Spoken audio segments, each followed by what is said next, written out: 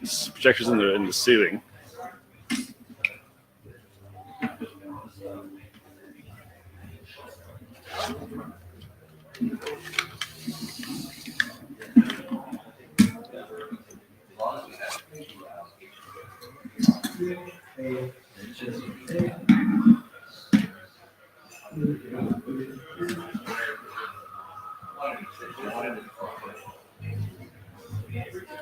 It's in the ceiling, Barbara.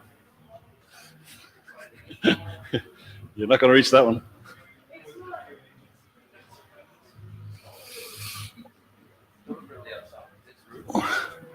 Ah, here comes help.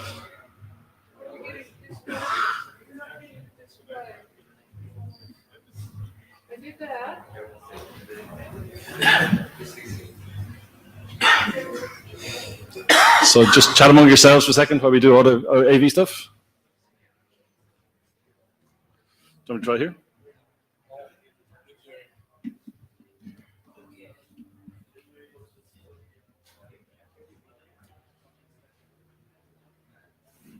Okay, while we're doing that, table of business, do you want to slide it before I flip it around? Oh, I'll do it at the end.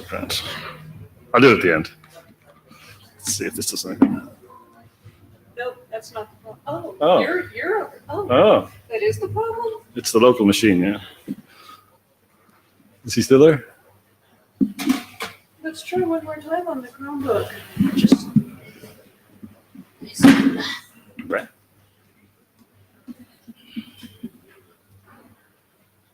oh. Okay, so it's over there. There we go. It's there. Perfect, thank you. Okay. This is a real problem of having to be at the working group chair's lunch right before your working group session.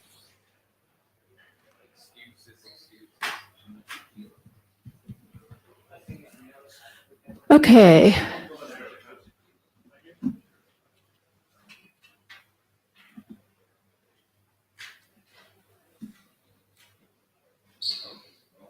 Uh-oh.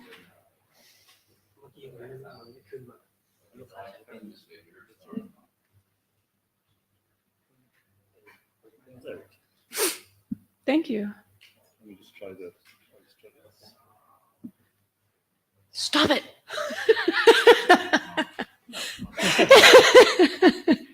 Okay, Stephen, stop playing with the remote.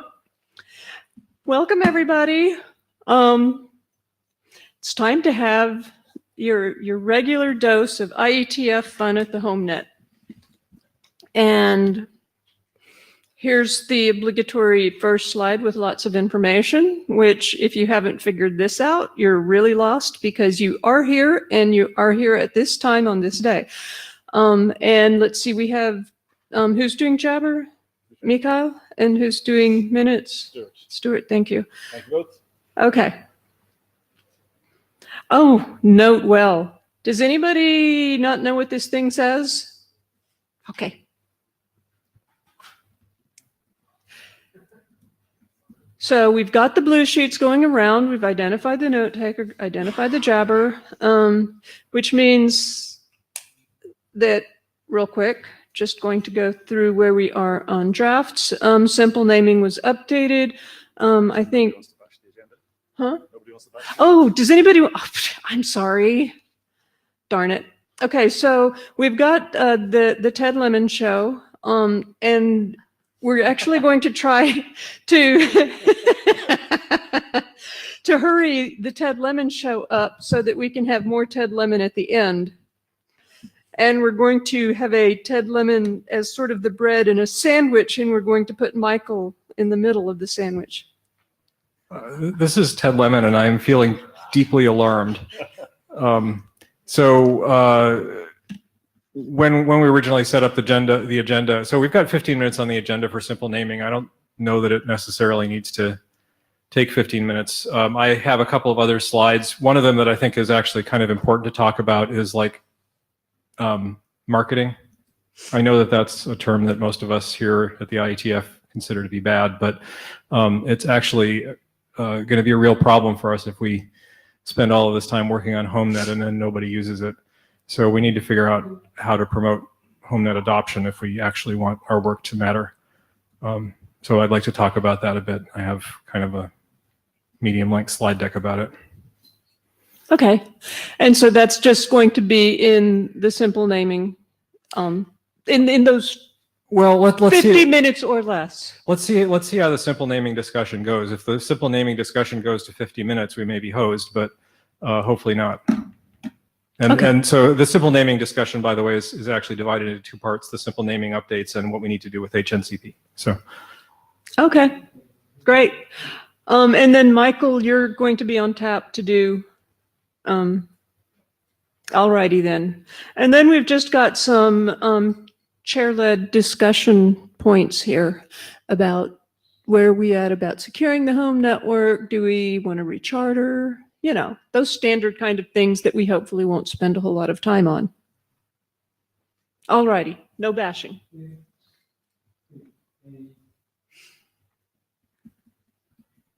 How's that? And so Babel Profile 7's just hanging out there, and Ted did update to 03, and the other drafts were not updated. And that's all my slides, which means we're going to start with Ted now. Let me see. And we have the magic mouse over here. that's an Apple product. Also like full screen. There you go. Oh, no, what's the Yeah, scrolling I thought action? we had it where it like was able to go page to page, and I was looking for the. Oh, Yeah. You're so clever. I'm a frequent Chromos user, so that makes me an expert. Okay, so HomeNet naming architecture update. So I'm actually kind of just going to dive right into this. By the way, is there some way to get rid of that stupid mirroring thing? Thank you. So basically, the current update. I'll just give you a little brief overview. The current update is kind of a long attempt to a long overdue attempt to actually put everything in the document that needs to be in the document with a sufficient degree of clarity that we actually know what we're talking about on each point. And I believe that it currently does that. I think this is the first version of the document where there's no real hand waving going on. That isn't to say that there isn't more work to do, but I think the list of things that need to be done is now fairly complete. And if you haven't read the document and you're interested in the document, this would be a good time to read it and point out on the mailing list whether you think, in fact, the document is complete in terms of its feature set or not. We can if you want. How many people have read the document? Okay, that's almost a majority. This is part of the marketing talk I need to have later. So anyway, what has happened in the document? The first thing is that we actually came up with a solution to how to handle the DNSSEC problem, which I think is implementable. I had actually, so we'd been doing a bunch of HomeNet interims, and in one of the HomeNet interims early on, we decided we were going to go down the path of coming up with a really clever solution for how to do DNSSEC in a way that hosts that supported it could do, and everybody, it would be kind of, we'd use home.arpa, we'd do signing of home.arpa, and we'd have a way to establish trust. And when I actually wrote down all of the steps that were involved in making this happen, it was clear that it could be made to work, but that it was going to be really hairy and hard to implement and brittle.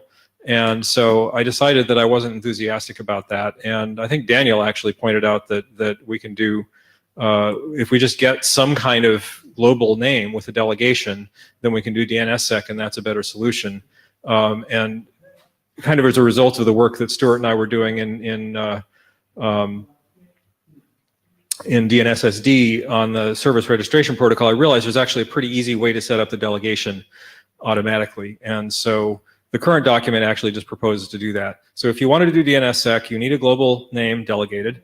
The DS record has the public keys of all of the HomeNet routers. So that means that any HomeNet router can now sign the zone. if there's a master, if there's a primary, then for a securely delegated zone, it signs with its own key. If there's no stateful primary, then every HNR signs all of the zones it publishes, which every HNR would be publishing the home.arpa domain or whatever the domain is, and also any link domains that it supports, which are separate zones. In order for this to work, we need a secure delegation for every per-link internal zone. I didn't come up with a way to support DNSSEC for reverse mappings because the interesting reverse mappings are all going to be locally served zones, and that means that you have the same, trust establishment problem that I decided was too hard to solve. I don't think it's that important. If anybody wants to debate that, there's a microphone there, or there's a mailing list, and I'm genuinely curious to hear if anybody thinks this is bad. And so anyway, I think that the current description of how to do DNSSEC on HomeNets works, and it would be great if people could look at it. The way the global domain name works is similar to the way DNSSD SRP works. Basically, somebody, and the obvious person to do this would be the ISP, but somebody has to provide a name server that's going to accept a sort of an SRP style update. If you don't know about DNSSD SRP, it has a mode where you can do basically you send an update, the update is signed with its own key, and so it's kind of a first come first served deal where once you've done the update successfully the first time, which you do based on policy rather than based on authentication, any subsequent updates to that domain are secure because you now have a key that you can validate. So you can validate future updates based on the key that you got in the first update. This allows us to either have the ISP set up a service for doing this, which I think is the easiest way. You configure the HNR. If a provider of an HNR wants to do this, they could set up a domain under which registrations for their HomeNet routers can be delegated, or the end user can just get a domain and set up a secure delegation on their own and point it at their HomeNet router. The delegated names have to be generated automatically because there's no user involvement here. And importantly, in the current document, HomeNet routers do not answer queries for the HomeNet domain, whatever it is, if they come from out of the HomeNet. So we're not actually, even though this is a global DNS name, we're not actually publishing anything to the internet. In the future, we could describe a way of doing that, but we actually have a nice basis for doing that in this document. A nice, we've established all of the things that we need in order to do that. And so anything else can just be an extension. We don't have to do anything differently. This is a solid basis for doing publication in the global DNS if we want to, but we're not doing it in the current doc. So publication of names, one way to do that is with DNSSD Discovery Proxy. Discovery proxies, for those of you who haven't been to any of my previous talks on this, are proxies that basically sit on the HomeNet routers and listen on the local links for MDNS and send MDNS queries, and listen on port 53, UDP port 53 for DNS queries, and translate those into MDNS queries. So you can then, from anywhere on the HomeNet, you can query for the availability of services on any link on the HomeNet using these proxies. Discovery proxies are, each discovery proxy is authoritative for its own link. That slide bullet doesn't actually make sense. So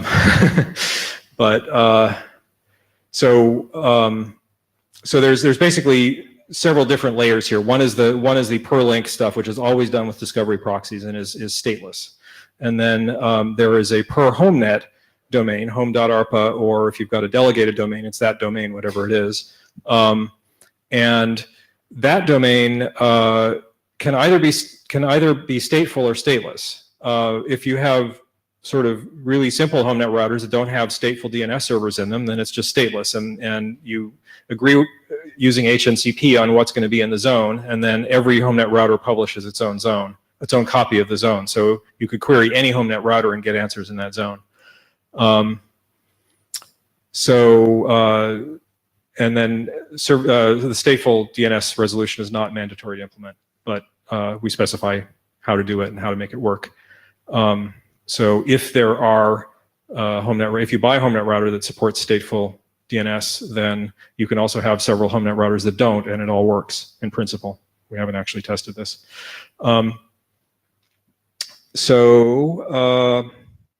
Let's see. There's now a detailed specification for how link names are generated, which I think will result in link names being generated that have some hope of making sense to the end user. Obviously, there's no guarantee of that, but at least these names will not just be gibberish. They won't just be like, what's the phrase that you use, Stuart? Hexadecimal vomit. Thank you. Not that we're bitter. So anyway, and then there's also like, a mechanism for doing zone transfers so that all the secondaries, if there are secondaries, remain up to date with the primaries. And that means that if something bad happens and the primary goes away, you elect a new primary and it's already got hopefully all of the contents of the zone. If there was some last minute update that got lost, it will be captured when the next renewal happens through service registration protocol. So there's no risk of being continuously out of date or missing data forever as a result of a transition of that sort. Resolution. As I mentioned earlier, the HomeNet TLD contains delegations to the perlink subdomains. If the HomeNet TLD is stateful, then you have to talk to one of the HNRs that does stateful resolution to resolve names directly under it. If it's stateless, then every HNR answers for the top level domain. So you got these kind of two states that the HomeNet can be in, either stateful TLD or stateless TLD, and how the queries are answered depends on which of those you're in.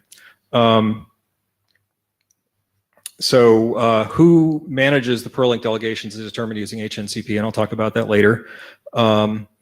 And how to do the resolution so you can have a stub resolver that doesn't recurse is actually a little bit of an open question.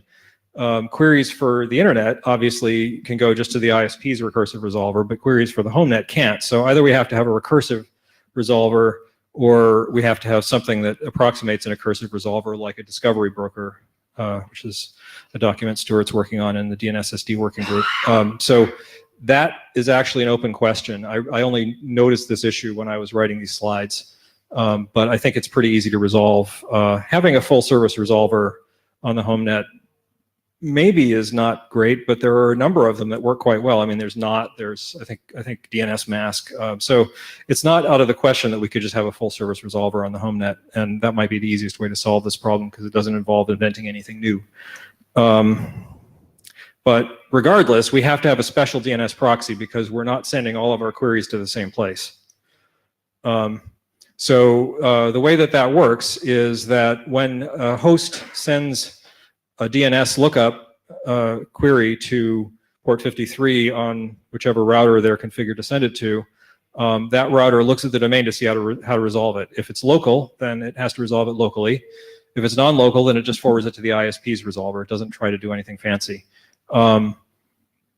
And so we need to have, as I was mentioning in the previous slide, some kind of way of doing recursion on the local domain. And then for multiple provisioning domains, I think that we can use the PVD option, the PVDRA option that they're working on in int-area, which is next. And then I think we need an additional eDNS0 option to specify which PVD we're doing the query in. I looked at a bunch of different ways to solve the which PVD to use problem, and I think this is the cleanest.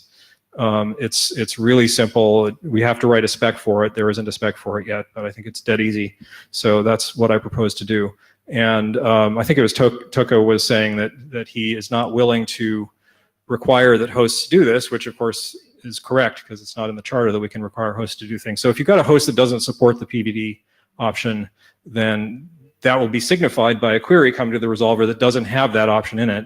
And so if the resolver gets a query for something that's not on the HomeNet, that is from a host that doesn't support PVDs, then it'll just try, if you're multi-home, it'll try ISP number 1, and then the next time it tries to send a query out, so if that query fails, it will try ISP 2, and then it will try ISP 3, and then it'll try the next resolver from ISP 1, and the next resolver from ISP 2, and the next resolver from ISP 3, so that we get a reasonable likelihood that we'll succeed in getting an answer to the query, and the host will actually be able to connect, and that if the host connects, it will connect to the right thing.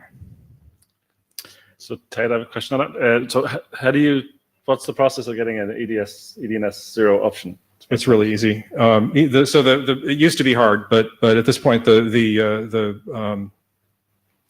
need to write a spec, and once we have a draft, we can ask for a code allocation. Okay, so the code point it's specification. It's expert required. review. Well, it's expert review actually. Okay. I think so. It's pretty simple. It used to be like standards action, and that was not so simple, but it's not that anymore. So. And whether to do that in this document or in some other document, I don't know. It seems like it's kind of a general purpose thing, so it probably doesn't belong in this document. So remaining issues, as I said, I think it's mostly complete. We need to write a section that just has like the list of things you have to do to implement a HomeNet router, because right now the architecture document just says how the architecture works. It doesn't have any normative language. I didn't want it to have normative language. It just describes how the architecture works. There's a lot of new stuff in here that nobody else is doing right now. We need to test it. And we're in a little bit of a bind here. I've been noticing, so you may have, if you've seen me talk about this before, you may have gotten the sense that I was optimistic about how much work I was going to get done on this over the course of this year. The reality is that I've spent most of my time this year working on DNSSD and issues relating to DNSSD, and have not had time to put much effort into HomeNet, other than working on the document. It would be really nice if there were somebody else who were interested in working on this. So if you're sitting in the room and you're thinking to yourself, gosh, this would be nice to have, let's talk. And I can help you with the learning curve on OpenWRT, because I'm a past master of OpenWRT packages at this point. Actually, I shouldn't say I'm a master. I'm a highly skilled dilettante. That's your slides? That's my slides. Any questions? I want to start with a discussion on why do we have so few people actually reading the draft and just fighting one another to try to implement this. So I'd really like to get some input from people who find the ideas and concepts interesting and useful, but who find that there is something keeping them from taking that next step and participating actively. Do we have anybody like that in the room here? Thank you.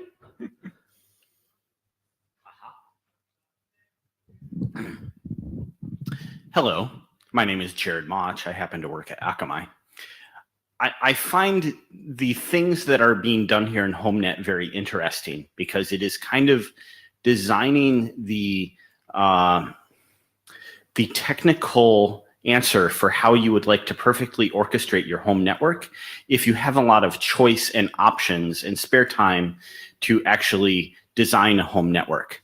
I spend my daytime designing networks for my employer, and when it comes to my home network, I keep it simple, because I require my wife and my children to be able to use the network when I am not at home. And adding extra complexity into that is kind of the antithesis of what the consumer, I think, desires. If you look at the successful consumer products, they're ones that tend to remove the complex knobs and features and make it easy to use the technology seamlessly. There's a reason why a lot of people do cloud-centered players and recording for their devices. It's because they don't want to be responsible for maintaining infrastructure in their home to do these things. They're loud. I personally have gotten rid of most of the data center type things from my house because they're loud and they're noisy.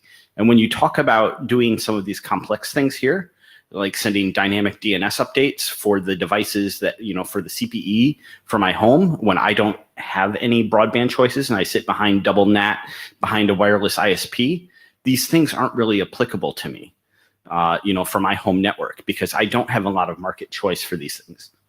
Sorry. So this stuff is interesting, but it's also designing the expert solution for the expert people. And I'm not sure about the consumer applicability of many of the things that are going on here. Just to prepare myself for all the tomatoes. I'll sit close now. Interesting. Okay. So, Michael Richardson, so what I just heard, I don't know your name, sorry. Jared. Jared. Yes. So hi, I forgot my badge in my room yesterday too. So what I heard is that the document, we're specifying something super complex for super expert people. And so what I heard actually is that our documents are really bad then, because our goal was to specify automated systems for people that don't know anything about what they're doing, specifically his spouse and children, okay, that would operate the network when he's not there. So what I conclude is that we've done something really poorly in our documents there, okay? The other thing is, I'm hoping that eventually he'll get on the internet, because I heard double NAT. And it would be lovely to have an Akamai employee have internet at home. And I'm hoping that maybe you can be among the 4 billion that we're going to hook up soon. Yes, because there are some telecoms that have fiber within 1,200 feet of my house, but because there's no commercial viability or there's no way to talk to them about it, I actually have to build my own fiber to my own house to span 2 miles to go and get places. And so some of these things are really complex. And when I talk to the wireless ISP, whom I sometimes provide consulting resources for, any of this complexity in the home, he's just like, why do people need all this bandwidth and these resources? Okay. And do these things. So, and the Jared, complexity here is hard. Can I ask you a question? Ted, can I just clarify Sure. something first? So I actually heard, just to respond to what Michael said, I heard 2 different essential criticisms. One was that we might be designing something that requires an expert in the home, and I personally, I'm not sure that's true. But the other thing I heard that I think maybe is true is that there's too many moving parts, even if they're all automated. And I think that we do have a lot of moving parts. Yeah, that is a concern that comes up in the slide deck that I added. Right. So Jared, I wanted to ask you, so have you read the document?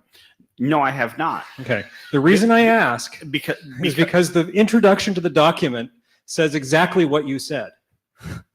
Yeah, no, I haven't read the document, and I was responding, I think, to more of the general question that Barbara was asking is, why don't we have a lot of people participating in the activities in HomeNet? That is what I heard from her, and Sure, maybe I heard that incorrectly. No, and that's why I came up to the mic. Yeah, thank you. Yeah, no, the reason I was asking that question is because I felt like your answer a little bit was not talking about. So our job as IETF people is to build things that produce the result that you want, right? And that's what I want to produce, is something that you would feel comfortable putting in your home. I'm not convinced that we can do that for just the reasons you've stated, but that's our goal. So if we can't do that, that's actually useful knowledge. Yeah, and I think many of the things that HomeNet I have heard in the past aspiring to do, of multi-provider and routing topologies within the home, et cetera, I think those are the things that make some of the other products that people try to use in their home not work well, because they don't share the same broadcast domain, because of the assumptions made about when these other people are designing some quote unquote simple consumer device to do things. Mm-hmm. And so the more complex we make it, the more likely we are to break the consumer products that people are expecting to use. Whether or not those products were designed correctly, I think, is a different discussion. Yeah, it might be worth actually going through my marketing slides, because I think that we're really just talking about the same stuff that I'm talking about in the slides. I think so. Okay. Michael Abramson, yeah. It struck me, this question was good. So when I tried to get budget to do this kind of stuff, my management had a hard time motivating doing this, instead of like customer complaints about bad Wi-Fi and how do we help the customers to fix their Wi-Fi and home network and so on. And how do we help them do that? Yeah, we do that by letting our customer service get more insight into what's going on in the home. So for us, it's been more about how can I get more information out of the home gateway and correlate that with what the customer is telling us that they have a problem with. So that's one of the reasons I have been, not so active in here, is that I've been, limited funds. What do we prioritize? And so it's been more about managing the devices, the device in the home. Then I do think that the basic premise here, as a engineer, I think this is cool stuff. It's just that for the 98% of the population, the use case is kind of hard, and also some of the like HomeNet and the routing and so on relies on the kind of devices that we actually don't have in the field. It doesn't have a bunch of routing interface. It has a WAN and a LAN interface, and the LAN interfaces are switched. There seems to be, at least historically, there's been a bit of a mismatch, but what's actually available, what I can buy and that I can build on, and what we have been talking about here, typically. So that's been my reasoning, or reason. Why don't you go through your, we are now going to have Ted go through the marketing slides so that it can participate in this discussion. The slide can participate. Slides do not have agency. Is it a different deck? It's a different deck. I guess just another process angle of that is it's going to be, if the amount of participation is so small, it's going to be hard to realize, say we have IETF consensus for something here. So that's probably something we want to try and get fixed. Okay, so market resistance to HomeNet. So what is our market right now? So basically, I want to get realistic here. Our market is not, oh, what happened? I pushed the button, I'm sorry. You wrecked everything. Yeah. So our market right now is the people who we could actually reasonably expect to act on what we have right now. It's not the people that we imagine might want to buy it later once something is available for them to buy, because there's nothing available for them to buy right now.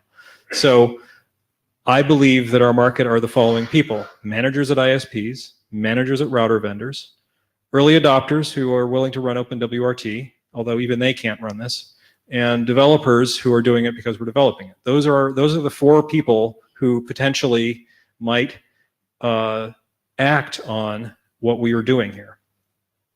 So our pitch to friendly people isn't working because we don't have a product. So if somebody tells you, oh, just go download OpenWRT, well, I tried that, doesn't work.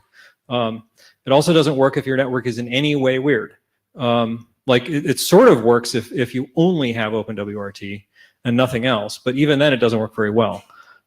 So we really don't have a product to offer even to early adopters right now. So basically, and speaking as a developer, running this stuff on my network is very difficult. And in fact, I'm not doing it right now. So that's kind of a problem, right? If I'm not doing it, how can I expect anybody else to do it? So I'd be curious if there's anybody in this room who is running this on their network. And I actually pulled some people who are doing development, like the Zero WRT people, and they're not using this. So who's Zero WRT? This is like Dave Tate and Jim Geddes. They're not using this on the network. They're not using HNCP. They're not using any of the stuff that we're working on here.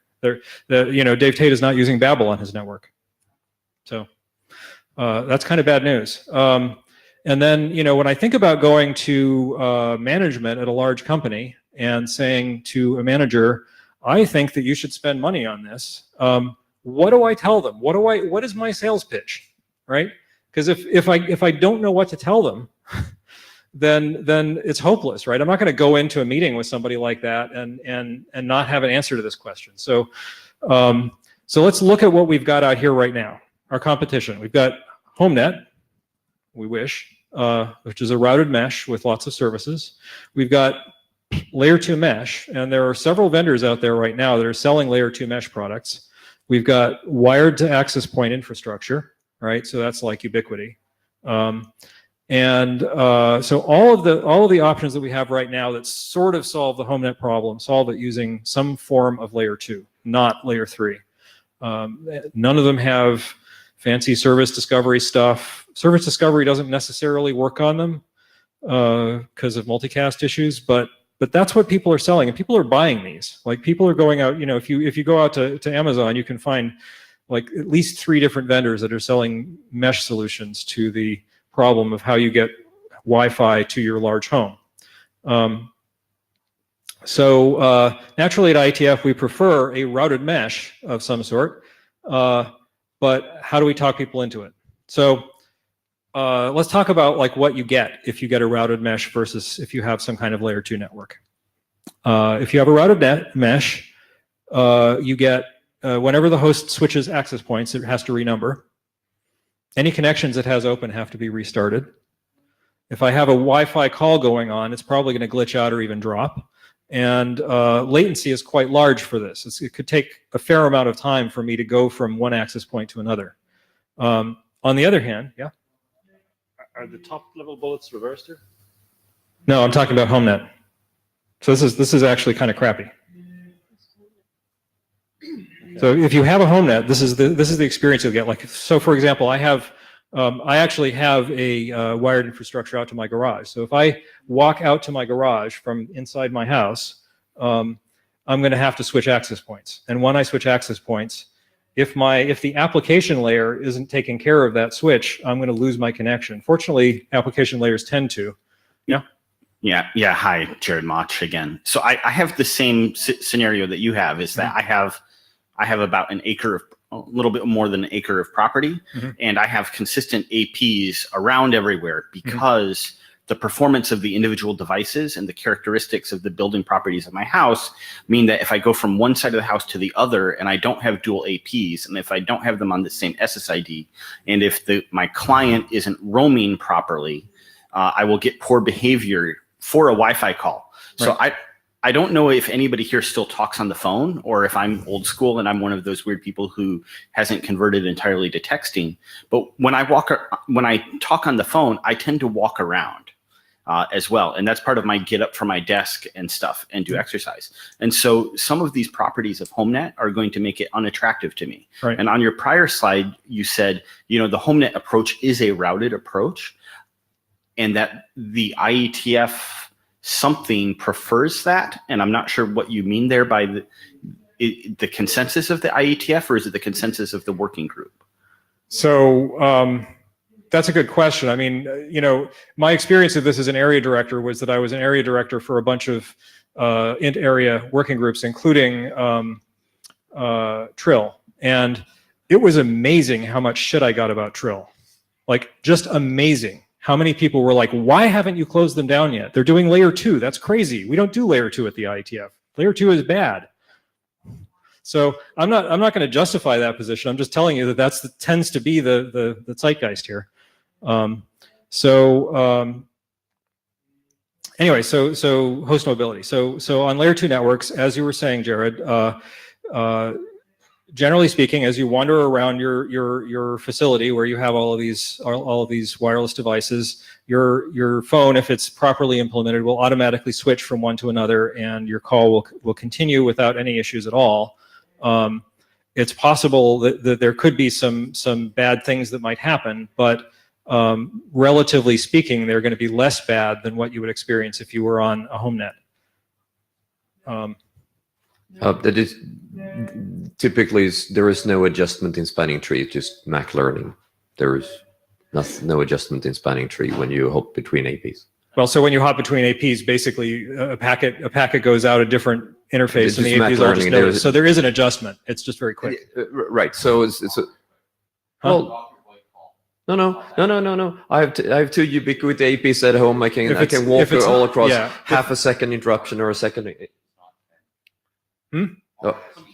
Mike. Oh, okay. So okay.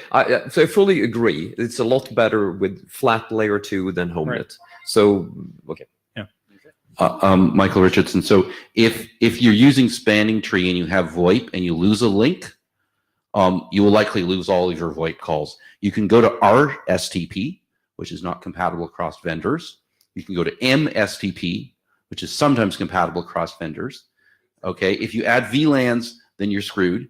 Okay, so there's a whole bunch of things, and actually, just to your point, that's actually one of the reasons why we did Trill, is because all of this was broken and we needed actual real routing in data centers to make that happen. Right.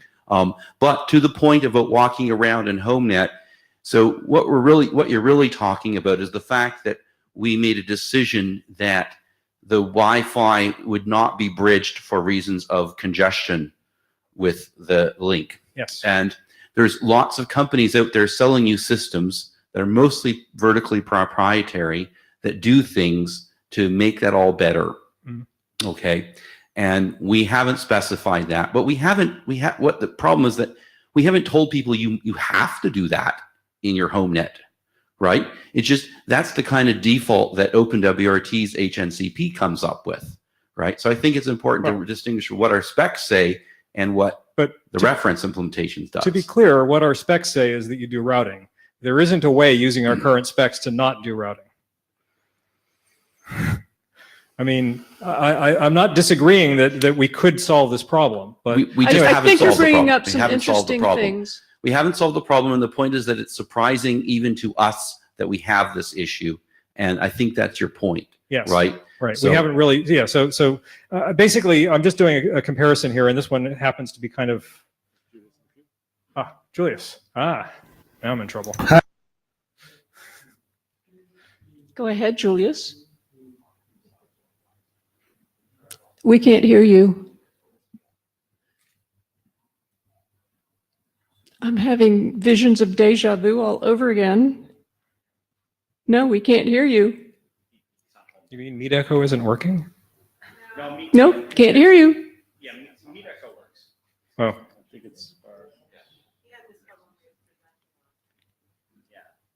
We can Try see you again. smile. Can you do sign language?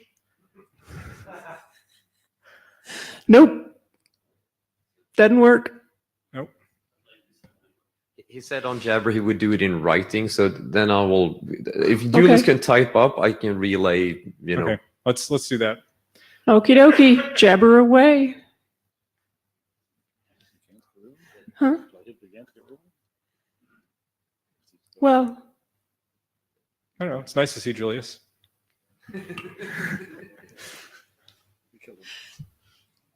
no. I'm sure he's Okay, I fine. don't know if we should continue and I Yeah, say what he said in 2 minutes, or Yeah. typed it down. Let's hear what he said. Do you have more slides? Or I Doug? mean, if okay. I have plenty more slides. No, I'm Julius. Layer 2 mobility is an interesting issue and one that we have been struggling with for years.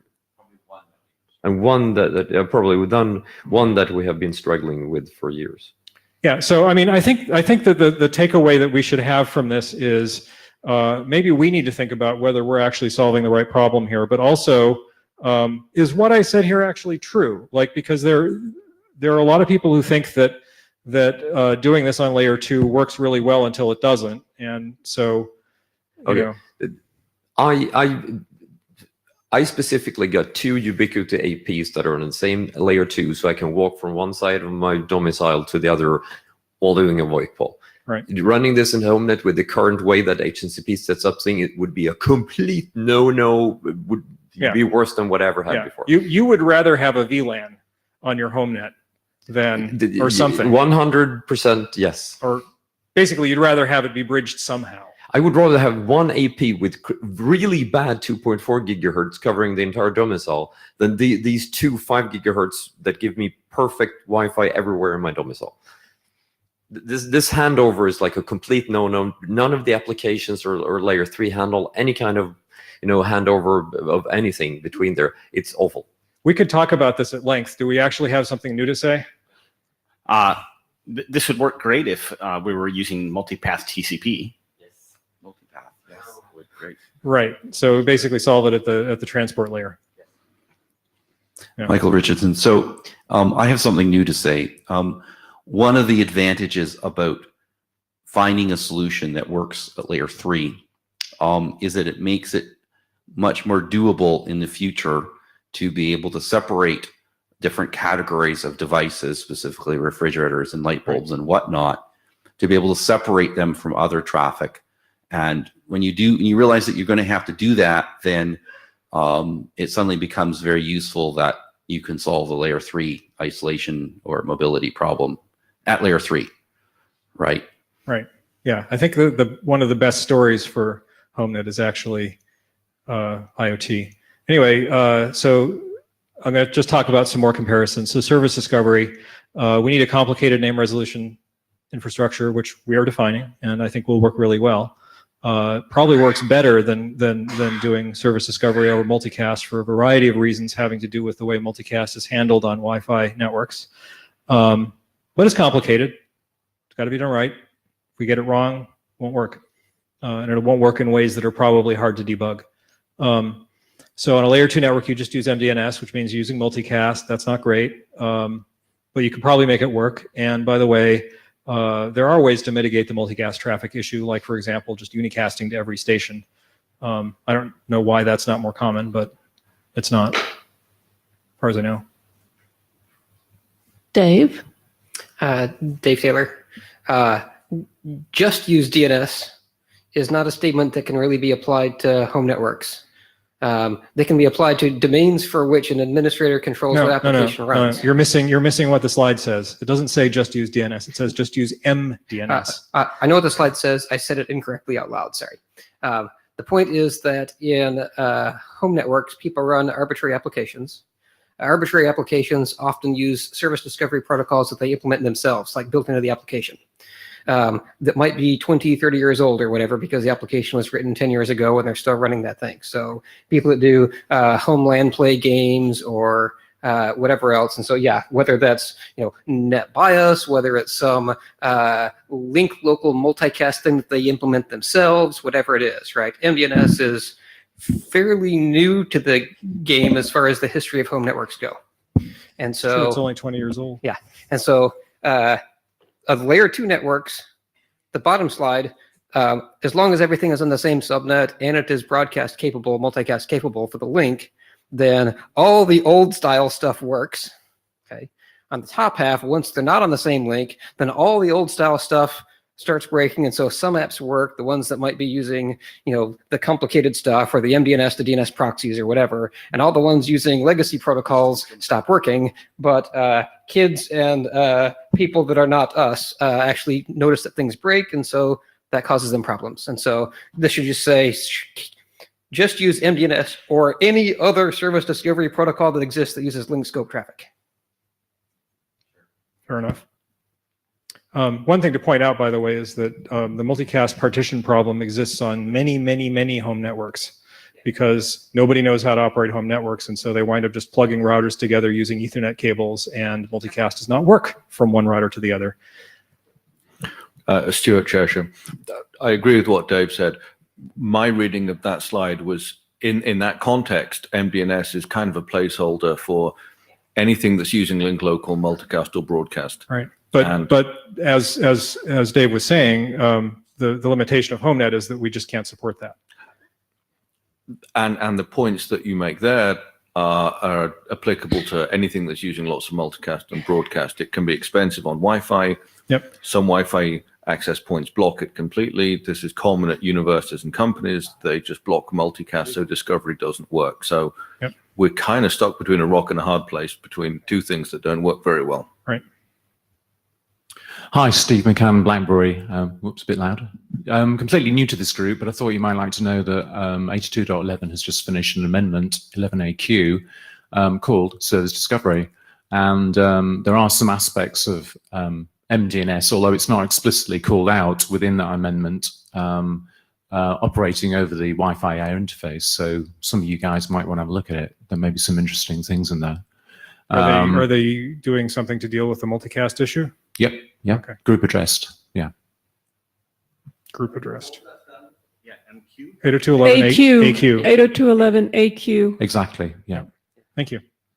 So Dave there. So since this is the marketing problem, part of the other audience would be the gateway vendors or the vendors of the boxes that span, the things within the HomeNet, right? Right. And so if you think about their marketing problem choosing between which one of these, even if they support both, right, which is the default or whatever, right? They look at this and say, well, if the customer puts something in and his app stopped breaking, what happens? They return it to the store. And so they're driven by things like what's going to actually minimize returns. Right. Okay, and so right now the L2 mechanisms are the ones that minimize returns for these reasons. So. Although it turns out that we've had some reports of people running into problems with mesh routers failing to do multicast correctly and therefore getting returned. Okay, so let's go on to routing. On HomeNet, we have a routing fabric, which maybe works. As I said earlier, I've heard some discouraging reports from Dave Tate. And one thing that's really interesting about having a routing fabric that you don't get if you don't have one is that you can join it with things that are not Wi-Fi routers and get routing instead of bridging. That's kind of nice. It keeps traffic isolated so that your IoT network is isolated from your Wi-Fi network and doesn't see all of the multicast traffic on your Wi-Fi network and doesn't see any other traffic that might leak. So on layer 2 mesh, we have a proprietary or IEEE layer 2 mesh protocol. I think the IEEE layer 2 mesh protocol doesn't actually work, but maybe that's changed over time. I don't know. Last time I looked, yeah, 11S. It was kind of a disastrous failure with OLPC, but that was quite a while ago. So and then on infrastructure or mesh, traffic isolation relies on spanning tree. Spanning tree does not help you with MDNS. It doesn't entirely work for neighbor discovery either, because neighbor discovery packets have to be seen by the whole network in some cases. So doing isolation on a layer 2 infrastructure is not easy. On the other hand, maybe that's not important, but these are the things that I'm just going through the bullet points that you would go through in a marketing presentation. Isolation. We can have separate subnets that are firewalled from each other. We can have a DMZ. We can do service discovery across the DMZ on a home net. You can't do that on layer 2. We can, on layer 2, we could use VLANs for isolation, but then we need routing between the VLANs. We need to be able to do service discovery across the VLANs. So we wind up actually replicating a bunch of the technology that we're inventing here. Standardization, HomeNet can in principle be standardized. We're not quite there yet. Hey, and then L2 hub and spoke is pretty straightforward. We already know how to do that. I don't think we need any new standards for that. L2 mesh isn't standardized except for 802.11s, which I don't think works. Maybe I'm wrong. So that's actually like a feature if you're a router vendor, because it means that once you've sold somebody one router, they have to buy all of their routers from you. And if you're a host vendor, you don't care because it just works. Hopefully, if it doesn't work, then the customer probably returns the router. Stateful name service. So HomeNet can do this without adding much complexity because we're already supporting stateless name service, which doesn't need to be supported on a flat layer 2. But so if you have a flat layer 2 and you want to do stateful name service or want to do DNSSEC, then you're going to be adding a lot of stuff to your router that you don't currently need. But they could also just say install an appliance or do it in the cloud. So not sure that's actually an important distinction. Code complexity, I think that HomeNet kind of loses here. It's not necessarily the case that the layer 2 mesh implementation is less complex than Babel, but they are, the vendors who are selling this already have it, so that doesn't really buy us a whole lot. And we do have a whole bunch of moving parts here that need to work right. And discovery proxy, full service resolvers, Babel, these are all significant piles of code. Whereas like on a layer 2 gateway, all you really need is a dumb DNS proxy. Maybe you need a DHCP server. It's pretty simple. So I think we kind of lose on code complexity. Multi-homing, HomeNet does pretty nicely. If you have a layer 2 network, you could probably do it. You're probably going to have multiple RAs per ISP. The host is going to have to figure out how to deal with this. But it's pretty simple to specify. I'm not convinced that we actually win here. There's a lot of complexity in the way that HomeNet works to make this work. Michael Abrams, for the host, it looks the same way. You get multiple prefixes in RAs when you connect to a HomeNet, and if you do it in another way. So for the host, it's no difference, I would say. Well, the one difference that you might notice is that we perhaps support MPVD stuff better on the HomeNet. Sure.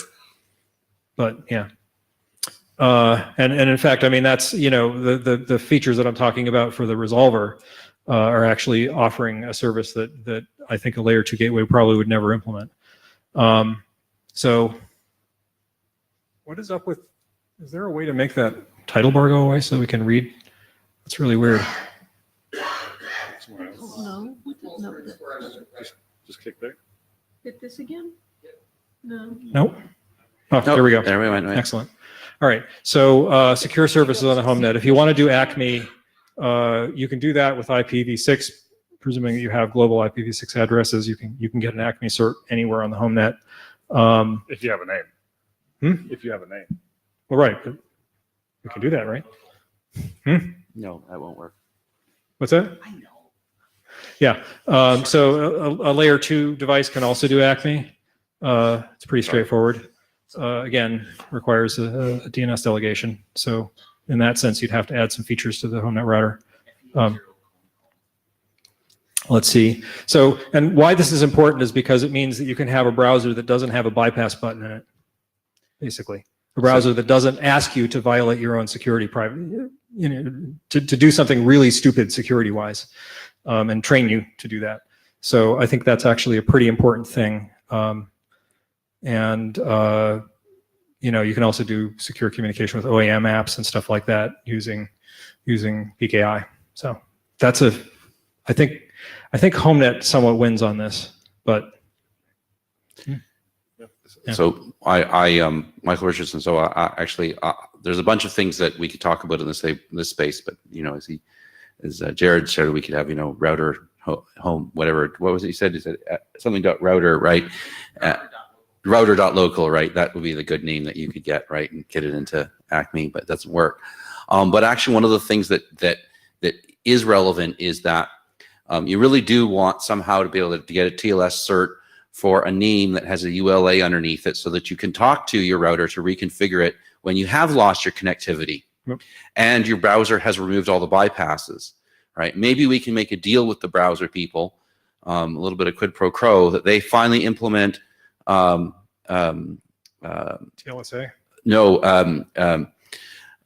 Implement link local addressing with the percent blah blah blah, which they've refused to do, and then we can say you can remove the bypass but part of that is though we need to, and this is a potential real actually work item that we may actually need to push over into, I don't know if it's lamps or something else.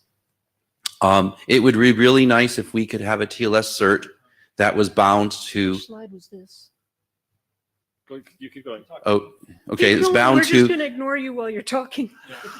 It's a bit disconcerting, but okay. That was bound to an Ethernet address. So specifically, if you could get a TLS cert that was bound to a layer 2 address, first of all, it would be boundable, obviously, to a link local address that was derived from it, whether that's a stable, whether it's a randomized MAC or not. But the point is that the vendor would be able to ship it with a certificate validated by the vendor, which says this is really router number A:23:478, right? That would be really useful because that would get rid of this problem. And I really think we need to somehow have this. And if we don't do that, we don't have some mechanism, then somehow some browser is going to always have to have that exception so that you can talk to things in the beginning. And it's a real problem, okay?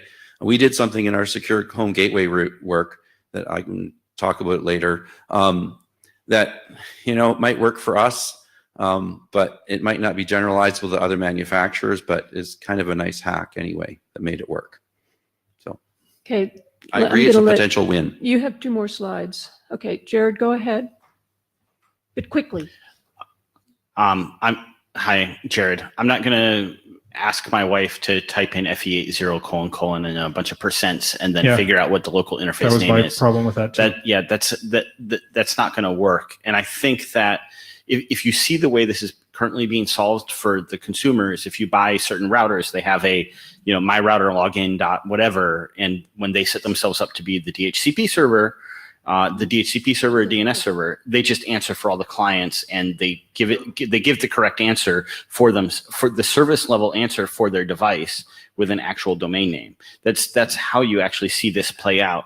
And the TLS cert support. And you don't need a TLS cert because you're probably plugged in via physical Ethernet, or you're using the Wi-Fi password that is on the sticker on the underneath of the device. I think that we're going to have a religious discussion if we try to continue this, so let's not. Okay, Yes. let's finish up with your Um, slides.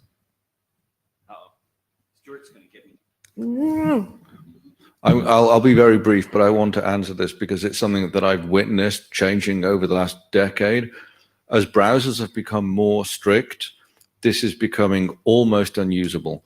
I've got a bunch of stuff on my home network that has embedded web servers.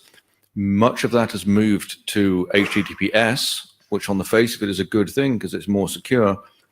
The inverters for my solar panels, when I connect to them, Safari says, this is a bogus certificate. I can't trust this certificate. And then it needs my admin password to override the security, which is very discouraging for an end user. There's a very clear message that you do not want to do this. This is a bad idea. And I know Firefox did some experimental work on how you have TLS certificates for things that don't have globally unique DNS names. I don't think it ever shipped in the main version, but this is a very real problem. Okay, I'm going to ask Ted to finish up. Yes, so IoT support. This is actually, to me, kind of the killer app for HomeNet because you can have your IoT edge routers, which is to say the outside edge of the IoT pointing at the HomeNet, join the routing fabric of the HomeNet. And you can use stateful service discovery on the HomeNet and everything just kind of works. So this is actually a pretty sweet thing. With layer 2, there are ways to make this work, but they're all kind of kludgy and they require the host to do things that are of questionable safety. And getting transit between IoT networks can be challenging. And it actually, when I was writing this, I was thinking, you know, if I were an IoT edge router provider, I would want to implement HomeNet in my IoT router so that even if the main router on the link doesn't implement HomeNet, my two IoT routers can have a routing mesh between them. So interesting. So what am I missing? I think the strongest pitch here is IoT. Problem is that unfortunately, the people who are most likely to make routers are not making them for the IoT space. And so they're not going to care about that pitch. Personally, I think having HomeNet services would be much better than having a layer 2 network in many ways if we could solve the roaming problem, which I think is a real problem. So the problem that I have with this slide deck, the reason I composed this slide deck is because I actually don't know, based on what I just said to you, what my pitch would be if I went to you know, a VP of a router vendor company to try to pitch them on implementing HomeNet. I don't know what I'd tell them. I don't have a clear message that I think would be convincing. I don't feel confident. I don't have belief in this message. And so even though I personally, as a hobbyist, think HomeNet is great and might be willing to continue working out on that basis, that's not going to get us over the finish line. If we really think HomeNet is worth doing, we need to answer these questions. We need to seriously think about this and not just be like, oh, I'll come to HomeNet because it's kind of interesting. Right. This has been really helpful, Ted.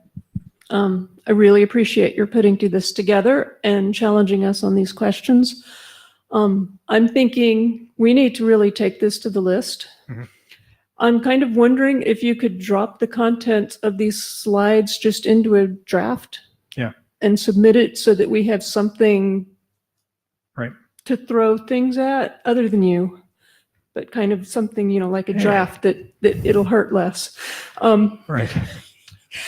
Hi, get with me afterwards. I'll volunteer to help you with this. Cool. Thank you. Cool. And what I would like to see is this might cause us to rethink the architecture, reopen that. And it would also feed into any rechartering discussions that we might have. So now we don't have to do that anymore. That's good because we spent a lot of time on this. Do we have time to go over the HNCP stuff or are we burned? I could give you about 5 minutes. All right. But first I want to just go back to the simple naming. I've got some more. I've sent one email on simple naming. I'm going to be sending some more. I'd suggest that anyone else who has comments, and some of them do get to some of the things you brought up in your slides. So I think we'll have some of that discussion on the list as well. Great. You said you had some comments too. I do. So I guess, but in response to this, I mean, you know, one of the other possible outcomes is shit, we just can't do it and we should stop. So I think we need to convince ourselves that that's not the right outcome as well. Yeah. Right? Yeah. Well, and another outcome is we could say, look, this is really cool stuff, but actually it turns out that having a flat layer 2 routing infrastructure is a hell of a lot easier and more likely to ship than having Babel and all of that stuff. But you know what? We're also doing some really interesting stuff on service discovery and naming. So let's just do that. Sure. I mean, I guess we could point to Terry there and say this. We are doing interesting stuff. Yeah. Is interesting stuff that's sufficient? On naming. Well, no, I think Well, interesting no, and on useful. naming, I think what we heard was that we have some applicability around naming and around especially securing the namespace, because if we can't get the browser guys to do anything, then we need to Yeah. be able to pass their browser checks and things. But Yeah. go ahead, Terry. So I'm going to echo what a few people have said already. This has been a fantastic discussion. I really appreciate the very collegiate way everyone has come to the microphone. Good on you. Yes, there's some interesting stuff here. What I really want to call out is that RFC's 3935 or something like that says the IETF's goal, its mission, is to make the internet work better. What Ted has identified here is situations that it doesn't make the internet work better. In fact, the exact opposite. So I'm really keen to see effort put in to this to either address those issues or, as Stephen mentioned, go, you know what, maybe we can't. I'd hate to think that's the outcome. And I think Stephen's right that we need to put in a lot of effort, not to convince ourselves, but to have the answers as to how we make it better. So yes, I think there's interesting work here and I'm going to let it go. It has to keep going for those reasons. I really do dislike unanswered states and people throw their hands up and go, it's all too hard. That said, I'm also taking on board some of the aspects with this of it takes effort.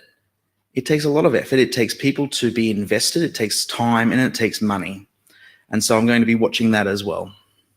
Please continue. Thanks. Thank you. Okay, so you've got like 5 minutes to do. Okay, somebody needs to give me my slides. You're so demanding. I know, I'm a pain. I apologize. Terrible. Let's see, it was the HNCP update. Yes. Okay, All right. let's see. Full screen. More full screen. Click it again.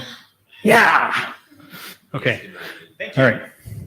Yes. Okay. So new HNCP work. This is the overview. Publishing. We need to be able to publish keys. HomeNet routers need to have public keys and private keys. We need to be able to name links. We need to be able to elect HomeNet routers to do service discovery for each link. So there might be more than one HomeNet router. We need to be able to maintain a list of stateful authoritative services, which may be empty. We need to be able to elect a stateful primary. And we need to fix the IPv4 addressing fail. And I will now explain what those are in less than 5 minutes. So each HomeNet router needs to generate its own public-private key pair. It can publish the public key using HNCP. Now every HNR knows every other HNR's public key. We can use this for mutual authentication. This does not help us to establish trust, but if we find a way to establish trust, we can use it for mutual authentication, and we can use it for DNSSEC signing and validation. Link naming, we need to be able to come up with names for links, and links may be connected to multiple HNRs. If the link name is somewhat dependent on the name of the HNR, then the link name might change if an HNR goes away. And if you read the HomeNet naming architecture, which 2 of you have done, or 3 maybe, then you'll know how that all works and understand why this is important.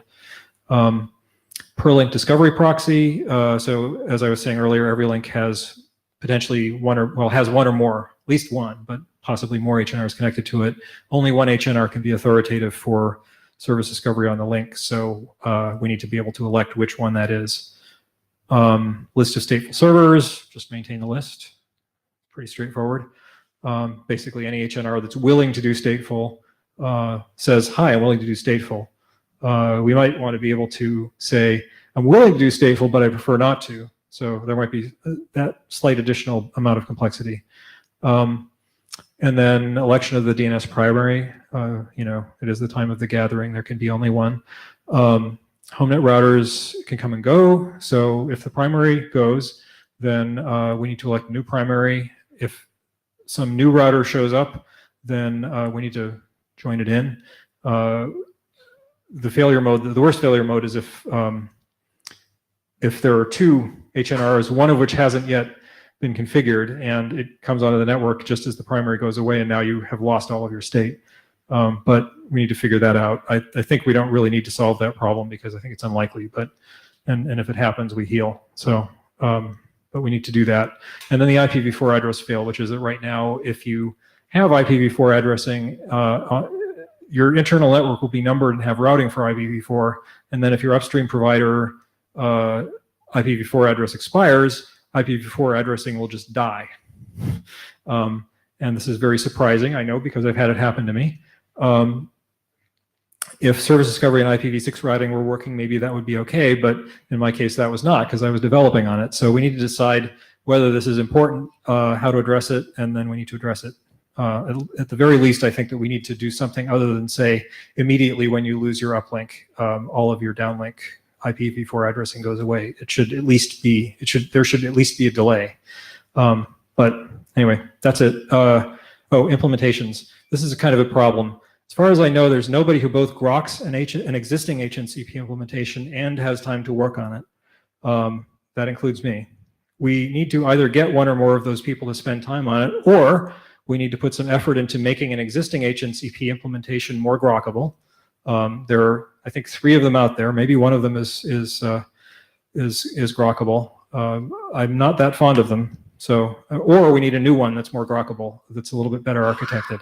I think, you know, it might be taken personally that I say this, but the existing implementations are kind of piles, and there isn't a lot of layer separation. And so it's very difficult to understand. It's very difficult to modify. And so it might be worth doing something that's a little bit more general. So that's it, I think. I think you need a reference to Heinlein's Stranger in a Strange Land for grok for people who don't know that term. Just a terminology thing here, huh? It's in the dictionary. I'm not kidding. It is in the dictionary. That's really scary. It's awesome. Okay. Thank you. We don't really have time to discuss this. Since Ted, you're sitting down, how do you want to pursue discussion of the points you have raised? Well, I think we need to have discussion on the mailing list. If people, I mean, you know, we keep seeing rooms with like actually kind of a nice number of people in them. And I don't know whether everybody's just in here because it's a convenient place to read mail, or whether it's sort of like watching a train wreck in slow motion, or whether people are actually interested. But if the answer is that they're actually interested, then even a little bit of engagement would be better than the amount of engagement we have right now.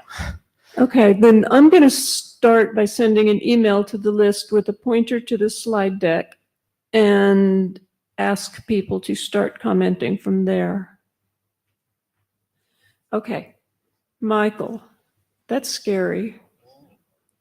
I don't know that I can unsee that.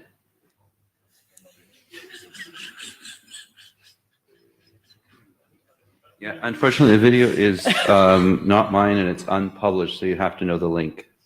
So thank you for typing that in. So my name is Michael Richardson. While you're doing this, I've worked since about May. Just hit pause first. If you can do that. That's a good spot there, yeah. I've been working since May with Sierra Labs. Jack Latour, I think, talked to you in July when I didn't come to the meeting, surprisingly. Basically what we've been working on is, we call it the Secure Home Gateway. And a couple of the goals are, one of them is that every device comes with a name, and CIRA is the Canadian Internet Registration Authority, so .ca. And they obviously have an interest in more people having .ca names. So the concept is that every home router would come with a name, and you'd retrieve it by a voucher, and some of the advanced home net naming stuff that we have talked about would apply directly. But one of the other sides of this and the motivation for it is essentially that the CCTLDs, having seen the Mirai and other attacks, are terribly, terribly worried about weaponizing of IoT devices that attack critical infrastructure. And so the concept is that they would like to basically spend some effort and resources to try to mitigate this at the source. So what we built was, in fact, I don't know what's going on you guys are doing, but anyway. Just keep Audio. talking. Keep talking. Yeah, keep talking. It's very, very interesting, all these things popping up, and it's like Do I'm, you just want to? yeah, there's audio here, but if the audio doesn't work, then I'll just explain it as we go. Anyway, so the point is that we're building a secure home gateway. It processes MUD files. You could have heard about that in a couple other working groups. And the general effect is that it basically restricts devices that are that you can describe that are specific purpose devices rather than general computing laptops or whatever to doing just what they need to do. Okay. So this was actually presented at RIPE and ICANN in the last couple weeks. And we were going to do a demo on site, and then we realized that was impractical because RIPE wouldn't let us have a wired drop. And so we did a video, and we actually had built this little box that, you know, I think it was a 3-hour effort to basically push one button and it runs normally. You push the other button and it apparently attacks something, right? And then we could show it. And that didn't work, so we wound up actually going to the kitchen and fetching a toaster. And you could put play now, or you saw that on the screen a moment ago.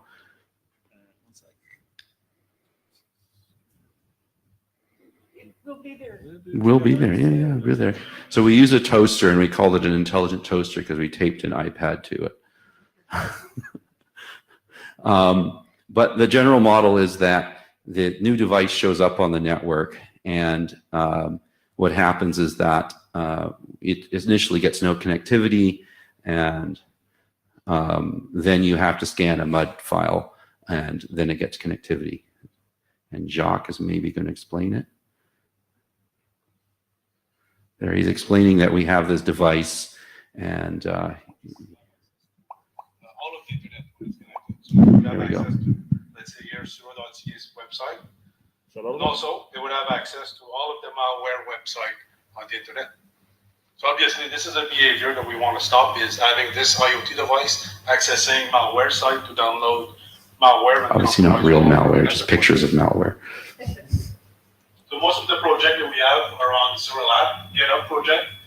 So we got the MUD gateway, we have the slides, we have around 20 different projects to make this. So it's all open source, all of it. And MUD Gateway also runs Brewski. Just cuz. So it's booting twice the speed.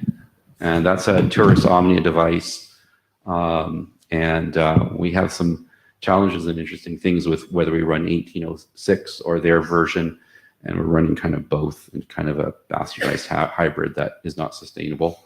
All right, so in this device here, we have the Sierra app already pre-configured with certificate that can talk with the router. And this, of course, you could have running in your cell phone or any other device that we want to have the ability to do this configuration. So I'm just going to launch our Sierra app here, and then we have the option to just view devices. And then this is already talking to the router. And we have a list of the devices that's already online. I'm just going to select our toaster here.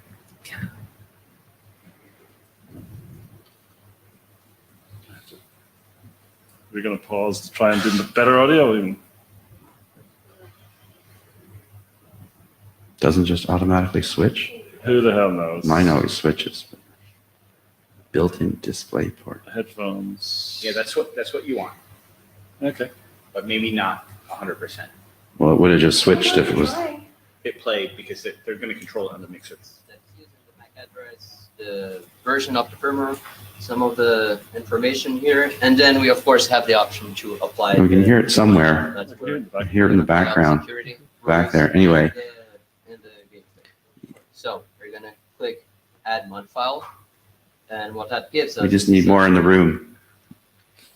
A camera for the QR code. I'm gonna scan it. I'm gonna hit it again because it's too slow. All right, so it's telling us that this is a valid QR code, and the information that it has is essentially a URL for the MUD file. So it's gonna download the MUD file, and I'm gonna hit Add Device. It says applying MUD profile, So it just finished. What it did here is that essentially downloaded the mod file. It applied all the rules in our firewall, and now the device is secure and it access only the. It has only traffic that it can actually access, and everything else should be blocked and secure. And we've described the app The home as host Tinder for server IoT It's devices. now been set up on the home network, and it should have access to the serial network. That should work.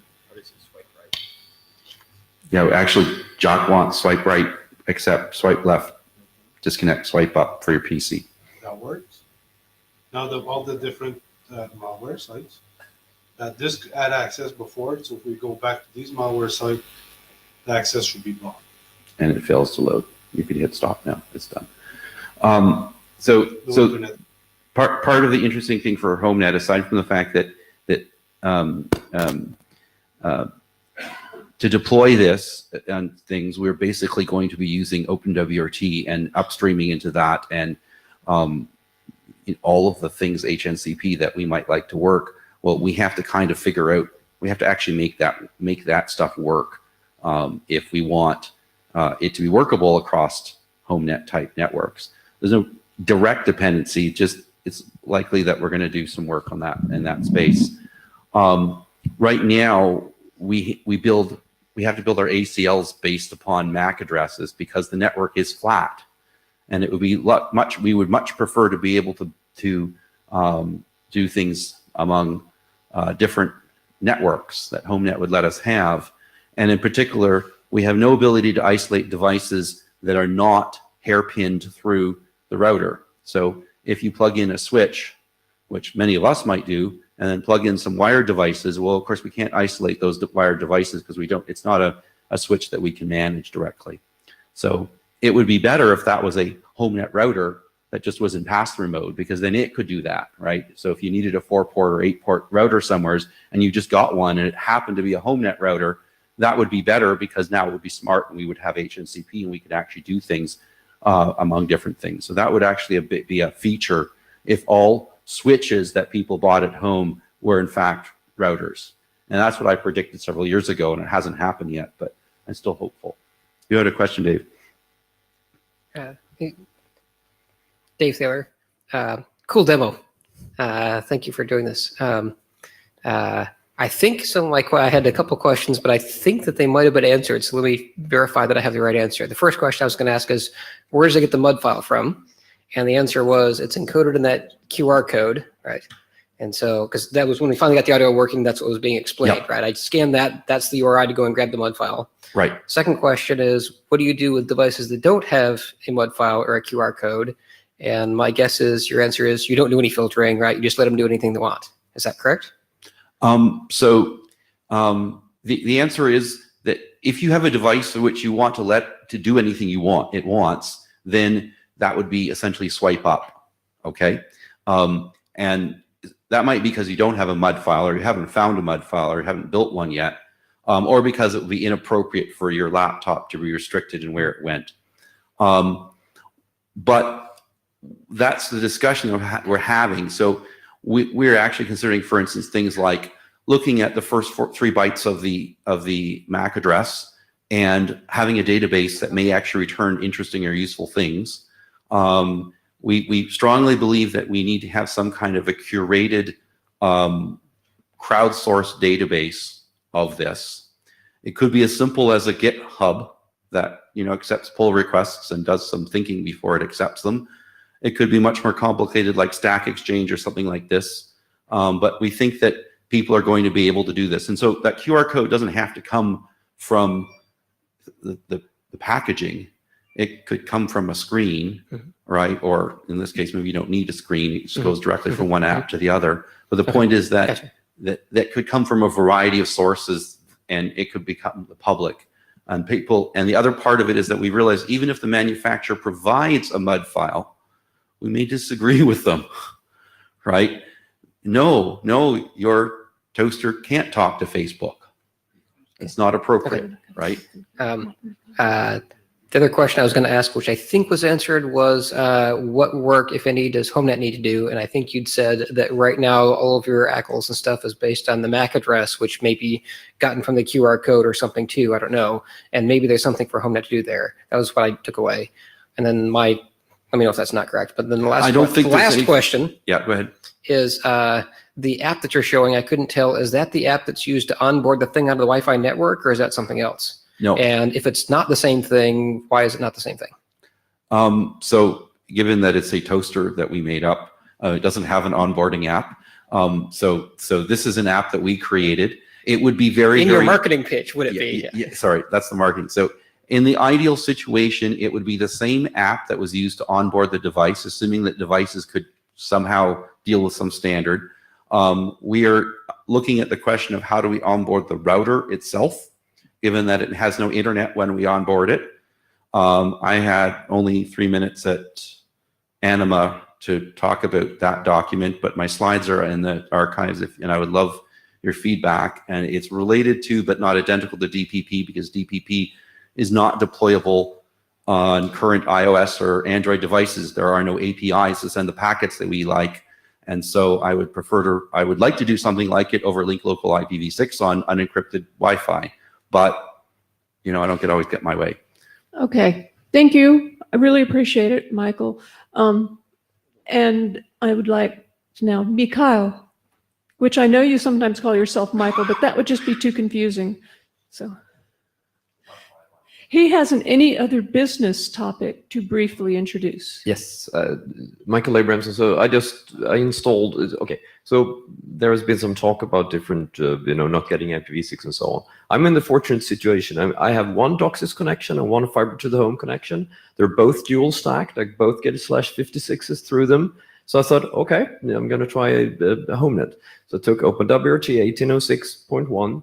I tried to install the HomeNet suite of packages. I got some conflicts. I had to remove the existing DHCP v6 server, then HomeNet installed correctly. I had to fight a little bit with the configuration and losing connectivity, and I had to muck around. But after a while, I got it working, and I had 2 uplinks and get both prefixes, and it was announced on my LAN and so on. I took another one. I did the same thing, hooked it up to that first one, and Babel seemed to kick around. Everything was working, and it didn't do double NAT, but single NAT out on the external interface and so on. That seemed to work.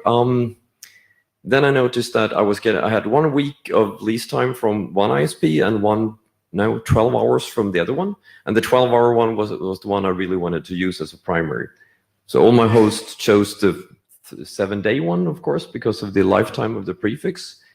So that's one thing we should do. We should put in the ability to cap the lifetime you get from an ISP to be able to influence what the hosts choose as their primary upstream. Did you see the conversation that's been going on in V6 Ops on exactly this question, where Mark Andrews is suggesting we need to go the other way?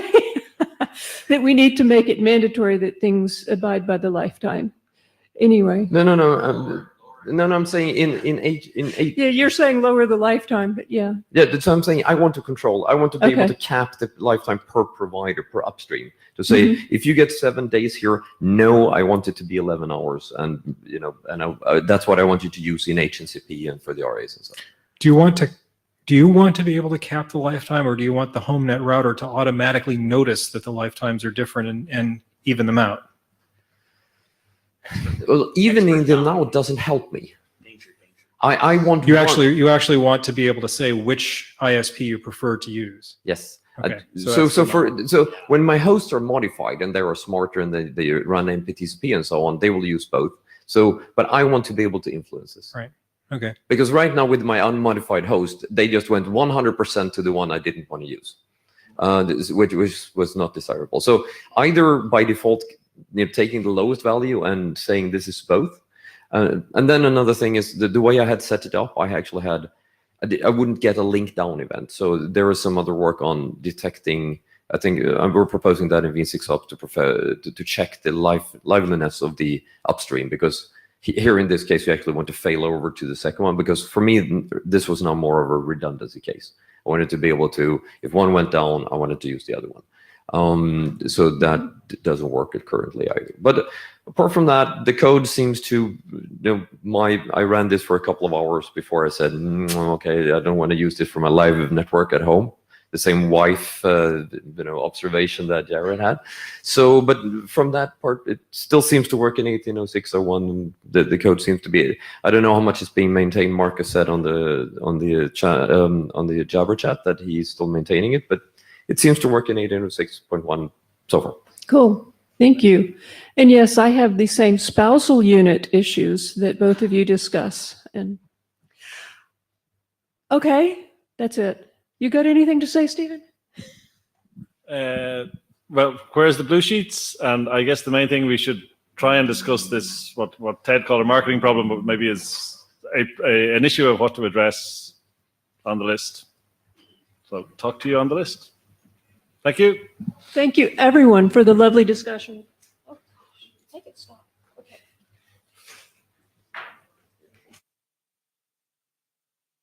Is there somewhere?